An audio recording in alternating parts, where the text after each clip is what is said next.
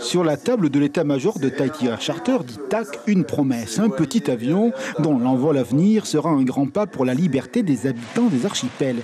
Ici et là, on compte les jours. À Wapo, l'on combat l'attente. Un ciel vide. Les habitants espèrent avec impatience l'arrivée du Cessna.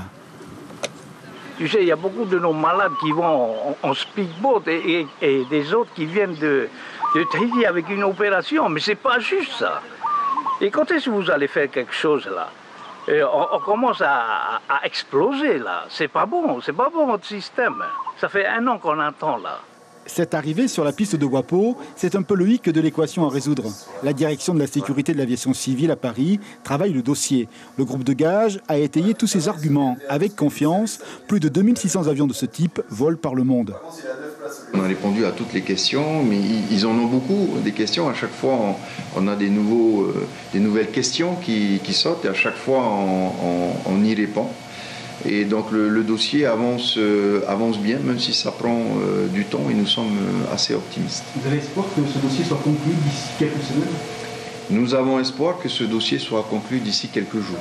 Un constat. En ce début d'année, l'entreprise a décidé de mettre les gaz. Outre les marquises, ce sont les îles sous le vent qui vont être servies sur un plateau. Là, tout est ficelé au point de vue réglementaire. À partir du 1er mars, 42 vols hebdomadaires. La concurrence sur les prix gagne le ciel. Le fait qu'il y ait une compagnie différente, ça va permettre de réduire les coûts pour les Polynésiens et leur permet de plus voyager d'île en île, effectivement.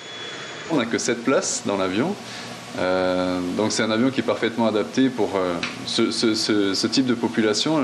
Les Raromatei, c'est à peu près 30-35 000 habitants. Du coup, cette place, c'est relativement facile à remplir et on multiplie par le nombre de vols. Sur Mopiti, par exemple, ça représente 77 places offertes de plus par semaine.